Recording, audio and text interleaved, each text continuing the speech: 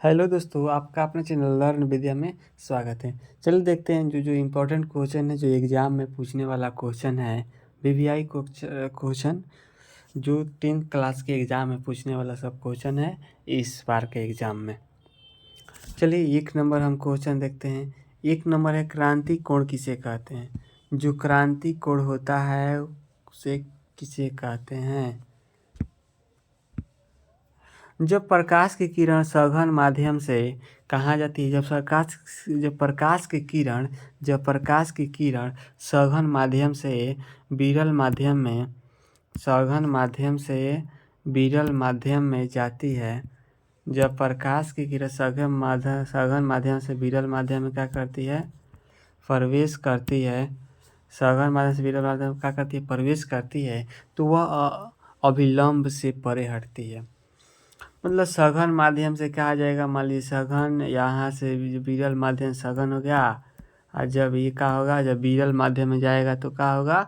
अभिलंब से परे यानी दूर हटती है। अर्थात अर्थात अर्थात अर्थात विरल माध्यम में बना अपवर्तित किरण कोण आर सघन माध्यम में बने आपतित किरण आई से क्या हो जाता है दोस्तों? बड़ा हो जाता है। यही मेन पॉइंट है आपका। वो तो सघन से विरल में आपका जाएगा ही, ठीक है दोस्तों। जब जाएगा ही तो क्या होगा?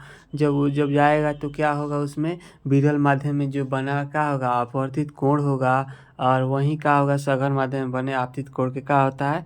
बड़ा होता है।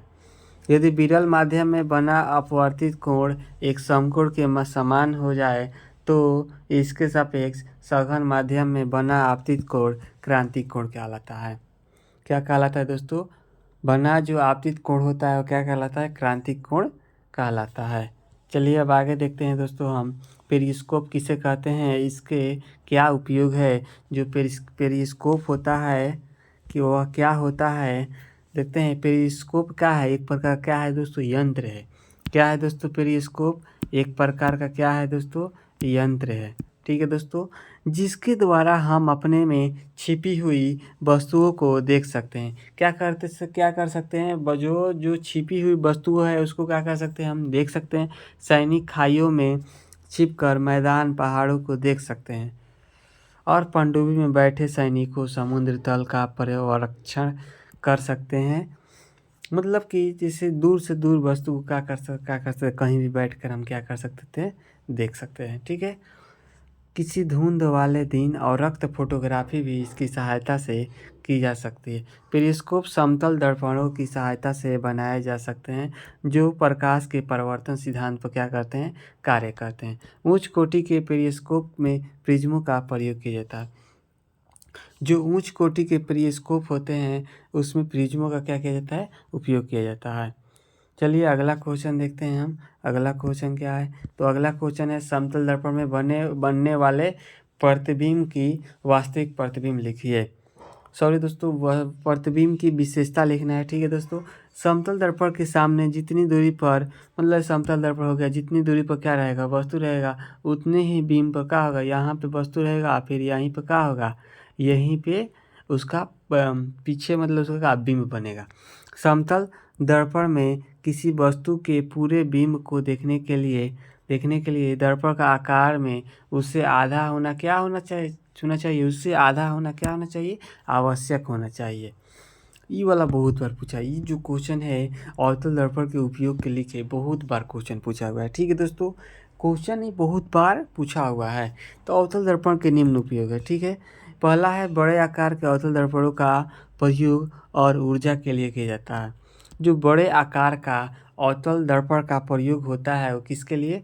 ऊर्जा के लिए किया जाता है। इनका प्रयोग वाहनों की हेडलाइट्स, ठीक है दोस्तों, क्या है? वाहनों की हेडलाइट, लैंपों, सर्च लाइट, टॉर्च आदि बनाने में किया जाता है। क्या किया जाता है? ये इनका प्रयोग कहाँ किया जाता है? वाहनों की हेडलाइट, लैंपों, सर्च लाइट, टॉर्च आदि बनाने में किया जाता है। अगला है, सेविंग दर्पणों को बनाने में इनका प्रयोग किया जाता है, ठीक है दोस्तों। दंत चिकित्सक, जो दांत वाला चिकित्सक होते हैं उसमें भी कौन दर्पण? अवतल दर्पण होता है, याद रखेंगे। विशेषज्ञ रोगी का परीक्षण करने के लिए इनका प्रयोग करते हैं। ठीक है दोस्तों, आशा है कि आप लोग को अवतल दर्पण का उपयोग समझ में आ गया होगा। सीधे लिख लेंगे हेडलाइट में इसका उपयोग, ये लैंप, सर्च लाइट, टार्च, ये बहुत मेन है। यही वाला पूछता रहता है। और बड़े आकार का जो अवतल दर्पण होता है उसका प्रयोग ऊर्जा के लिए किया जाता है। ठीक है। दंत चिकित्सक एग्जाम में पूछ देगा इस साल, ये वाला इस पे एग्जाम में पूछ देगा। जो दंत चिकित्सक होता है विशेषज्ञ माने रोगी के परीक्षण के लिए क्या करता है, परीक्षण के लिए उनका क्या करता है, अवतल दर्पण का उपयोग करता है। अगला क्वेश्चन है दोस्तों, अगला क्वेश्चन है प्रकाश का अपवर्तन क्या है, इनके नियमों को लिखिए। एकदम इजी क्वेश्चन है, हमेशा पूछता रहता है। ठीक है दोस्तों, ये वाला क्वेश्चन हमेशा पूछता रहेगा। आपतित किरण, अपवर्तित किरण तथा आपतन बिंदु पर अभिलंब तीनों एक ही तल में होते हैं। क्या होते हैं दोस्तों, तीनों एक ही तल में होते हैं।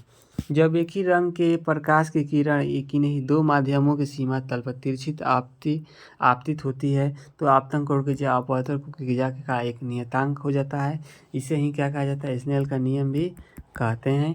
क्या होता है, किस फॉर्म में होता है, sine i mu equal to sine i बटा sine r, mu equal to sine i equal to sine r. बहुत VVI क्वेश्चन ये वाला पूछेगा इस साल, इसको VVI कर देंगे। इस साल पूछने वाला क्वेश्चन ये वाला। एक प्रकाश के परावर्तन क्या होता है, ये दोनों में से एक रहेगा। ठीक है दोस्तों, आगे है समतल दर्पण द्वारा उत्पन्न आवर्धन +1, इसका क्या अर्थ है।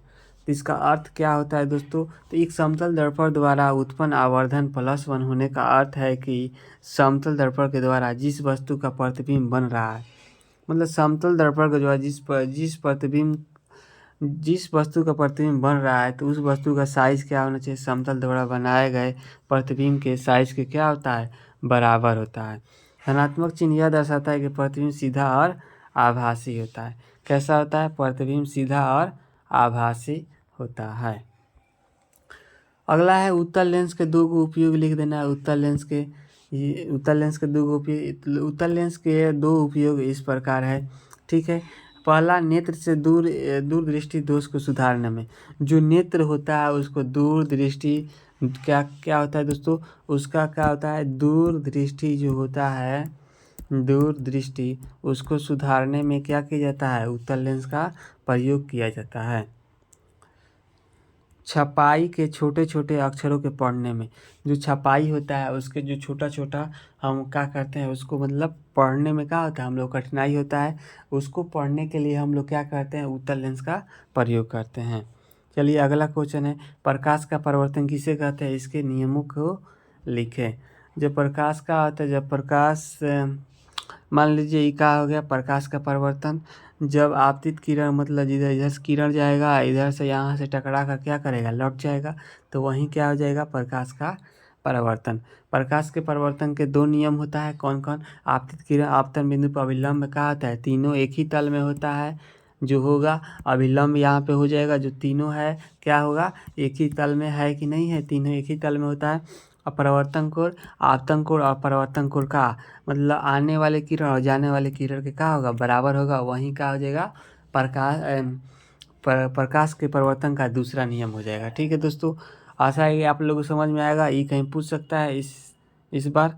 अगला है दिए गए उत्तल लेंस में, देखते हैं आगे।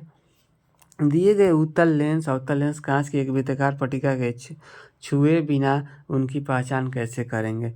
तो इसमें लिखा गया है, उत्तल लेंस, अवतल लेंस तथा कांच की पट्टिका को मुद्रित अक्षरों के ऊपर रखकर उठाने से यह अक्षरों का आकार बढ़ता हुआ दिखाई देता है। जो मुद्रित अक्षर है, लिखा हुआ जो अक्षर है, उस पर हम जैसे ही क्या करेंगे, उसको वहाँ से रख कर अक्षर पर रख कर उठाएंगे तो उससे हम लोग को पता चलेगा क्या, अगर आकार बढ़ता हुआ दिखाई देगा तो दोस्तों वह कौन सा हो जाएगा, उत्तल लेंस हो जाएगा। ठीक है, यदि अक्षरों का आकार छोटा दिखाई दे तो अगर मान लीजिए अगर उठा रहे हैं अगर किसी अक्षर पे रख कर, तो अगर दूसरे का आकार अगर का दिया दिखाई दे, अगर छोटा दिखाई दे तो वह कौन सा लेंस हो जाएगा, अवतल लेंस हो जाएगा। और यदि अक्षरों का आकार समान रहे तो वह कांच की वृत्ताकार पट्टिका होगी।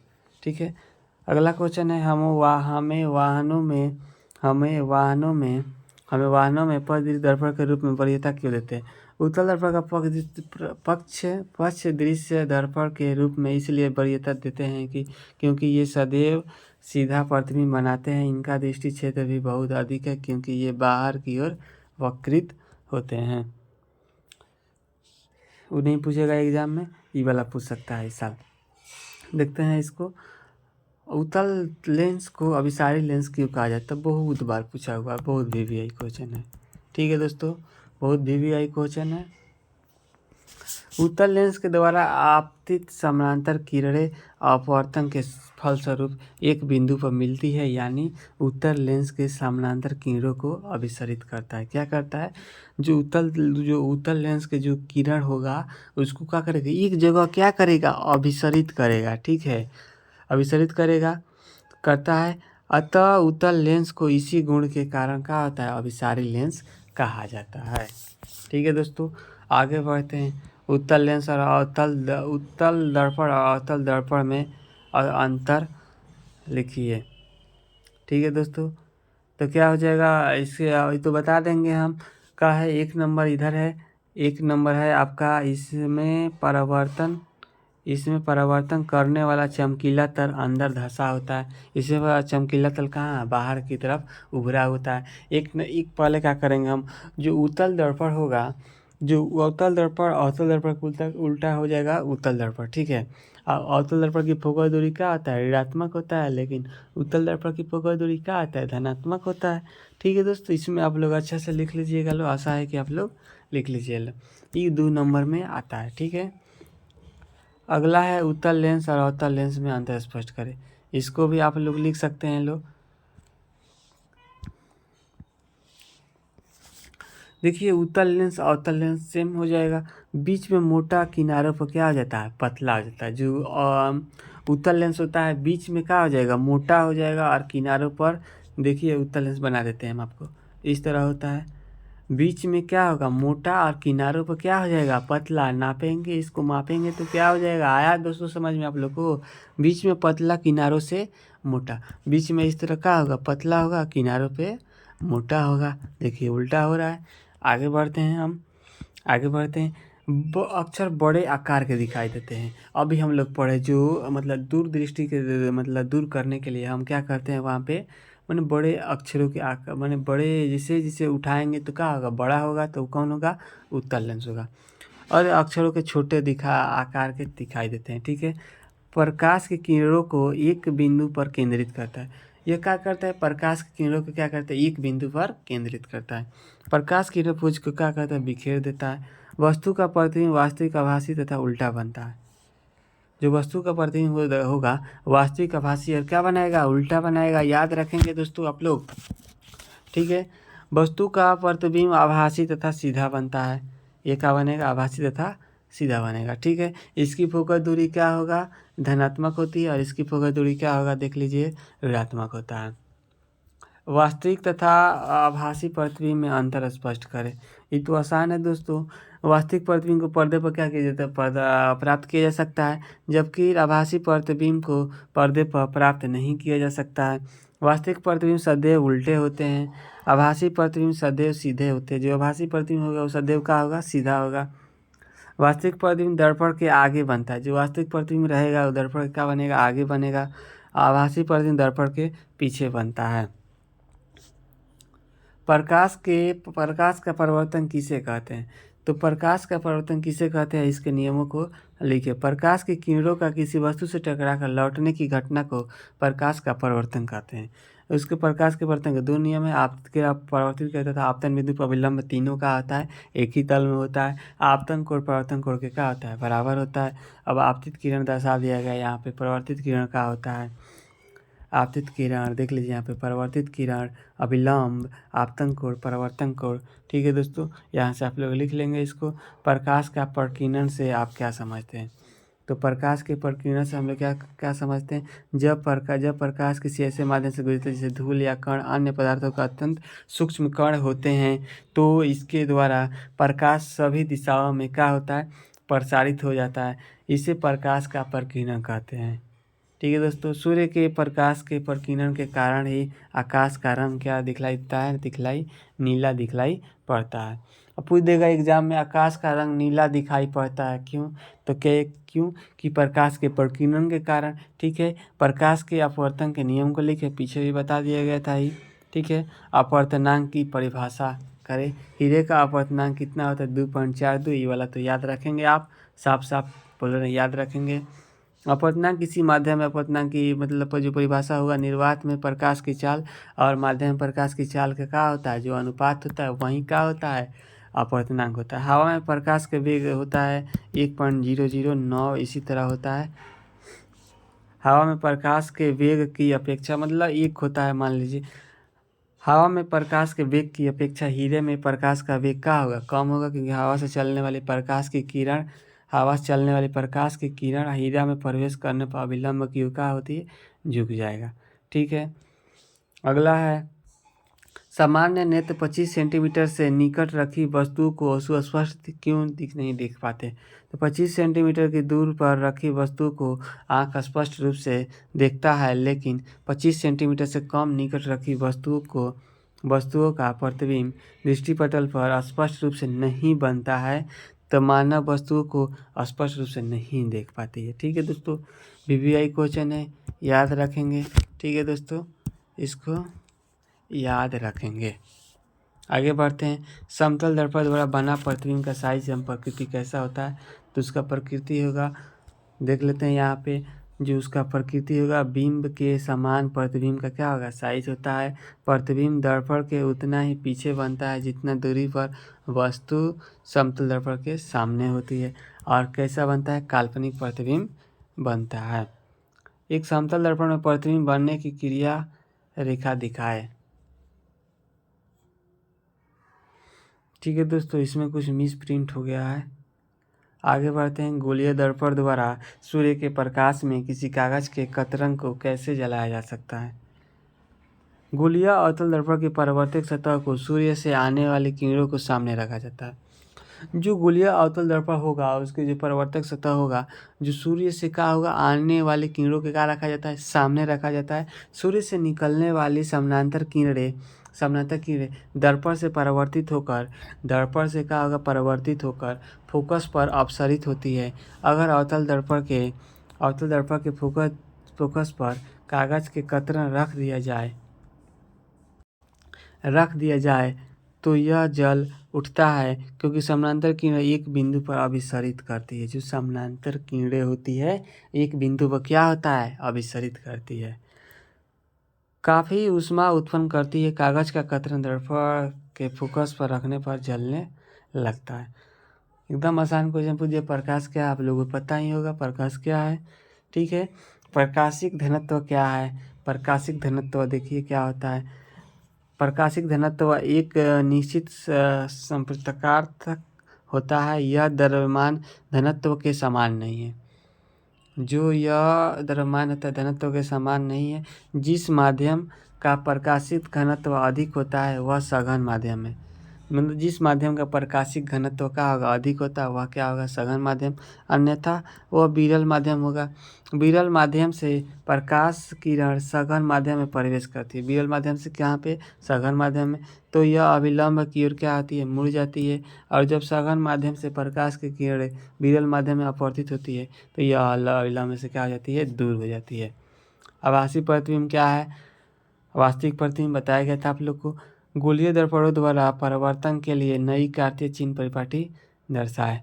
ठीक है दोस्तों, ये आप लोग नहीं पूछेगा ये वाला, लेकिन इसको आप लोग क्या कीजिएगा, इस क्वेश्चन को लिख लीजिएगा। जल्दी जल्दी सेशन कंप्लीट करते हैं, ज़्यादा नहीं हो।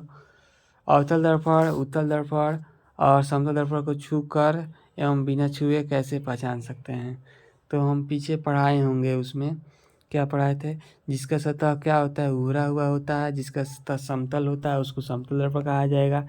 ठीक है, अब मान लीजिए जिसे हम देख लेंगे किसका सतह क्या है, उभरा है, किसका सतह क्या है, धंसा हुआ है, उसके अनुसार हम अपना अंदाज़ा लगा सकते हैं हम कौन उत्तल दर्पण होगा, कौन समतल। समतल तो आसान है, आराम से जो समतल होगा समतल। जो उभरा हुआ रहेगा वो कौन हो जाएगा, वो जो उभरा हुआ रहता है वो क्या हो जाता है, अवतल दर्पण हो जाता है। जो धंसा हुआ होता है अंदर की तरफ वह क्या हो जाता है, उत्तल दर्पण होता है। लेंस कितने प्रकार के होते हैं, तो लेंस 2 प्रकार के होते हैं दोस्तों। लेंस कितने प्रकार के होते हैं, लेंस 2 प्रकार के होते हैं, उत्तल लेंस और अवतल लेंस। उत्तल लेंस में वास्तविक और आभासी दोनों प्रकार के प्रतिबिंब बनते हैं। जो उत्तल लेंस होता है उसमें वास्तविक और आभासी दोनों प्रकार के प्रतिबिंब बनते हैं। लेकिन अवतल लेंस में केवल क्या होता है, आभासी प्रतिबिंब बनता है। और इसके जस्ट विपरीत, थोड़ा सा विपरीत हो जाता है दर्पण में। लेंस की क्षमता से क्या समझते हैं, तो लेंस की क्षमता किसी लेंस द्वारा प्रकाश किरणों के अभिसरण या अपसरण करने की मात्रा को उसकी क्षमता कही जाती है। लेंस की क्षमता डायोप्टर में मापी जाती है। लेंस की क्षमता किस में मापी जाती है दोस्तों, डायोप्टर में। एक डायोप्टर उस क्षमता की फोकस दूरी एक डायोप्टर उस लेंस की क्षमता है जिसकी फोकस दूरी क्या होती है, 1 मीटर होती है। ठीक है। P इक्वल टू क्या होता है, 1/f होता है। क्या होता है दोस्तों, P इक्वल टू, यहाँ से देखेंगे, यहाँ पे देखेंगे P इक्वल टू क्या होगा, 1/f होगा। ई का मीटर में होगा। ठीक है दोस्तों, किस में होगा, मीटर में होगा। वहीं अगर हम सेंटीमीटर में बनाएंगे तो क्या होगा, 100/f हो जाएगा। P इक्वल टू क्या हो जाएगा, 100/f हो जाएगा। अगला क्वेश्चन देखते हैं। उत्तल लेंस और अवतल लेंस में सचित्र अंतर स्पष्ट करें। ठीक है दोस्तों, तो ये तो आप लोग को कर लेना चाहिए इसमें, उत्तल लेंस और अवतल लेंस में अंतर। अगला है, लेंस में कितने मुख्य फोकस होते हैं। तो लेंस में कितने मुख्य फोकस होते हैं, लिख लेते हैं। 2 फोकस होता है। जैसा कि हम जानते हैं कि प्रकाश लेंस के दोनों ओर से होकर जा सकता है। अतः यही कारण है कि प्रत्येक लेंस में 2 मुख्य फोकस होते हैं। लेंस के दोनों ओर एक फोकस होते हैं। कौन सा लेंस वास्तविक और आभासी दोनों का प्रतिबिंब बनाता है। कौन सा लेंस वास्तविक और आभासी दोनों प्रकार का प्रतिबिंब बनाता है। तो उत्तल लेंस वास्तविक और आभासी 2 प्रकार के प्रतिबिंब बनाता है। जब बीम फोकस के बाहर हो तो लेंस वास्तविक प्रतिबिंब, और जब बीम फोकस के भीतर हो तो वह क्या हो जाता है, आभासी प्रतिबिंब। याद रखेंगे, very very important. Objective clear होगा आपको इससे। क्या क्लियर होगा, ऑब्जेक्टिव क्लियर होगा। आगे फिर वही क्वेश्चन दे दिए आप लोग आसानी से। इसका सतह क्या होगा, मोटा पतला यहाँ पे रहता है। ठीक है। सूर्योदय एवं सूर्यास्त के समय सूर्य रक्ताभ क्यों प्रतीत होता है। तो सूर्योदय और सूर्यास्त के समय सूर्य रक्ताभ क्यों प्रतीत होता है। तो क्षितिज के समीप नीले तथा कम तरंगदैर्घ्य के प्रकाश का अधिकांश भाग कणों द्वारा प्रकीर्ण हो जाता है। इसके लिए हमारे नेत्र तक पहुँचने वाला प्रकाश अधिक तरंगदैर्घ्य का क्या हो जाता है। इससे सूर्योदय या सूर्यास्त के समय सूर्य रक्ताभ प्रतीत होता है। अवतल लेंस को अपसारी लेंस कहते हैं क्यों। अवतल लेंस को अपसारी लेंस इसलिए कहते हैं कि क्योंकि अवतल लेंस के द्वारा समानांतर प्रकाश की किरणें आपतन के बाद अपवर्तित होकर आपस में फैलती जाती है। यानी अवतल लेंस प्रकाश के समानांतर किरणों को अपसरित कर देता है। अवतल लेंस इसी गुण के कारण अपसारी लेंस कहते हैं।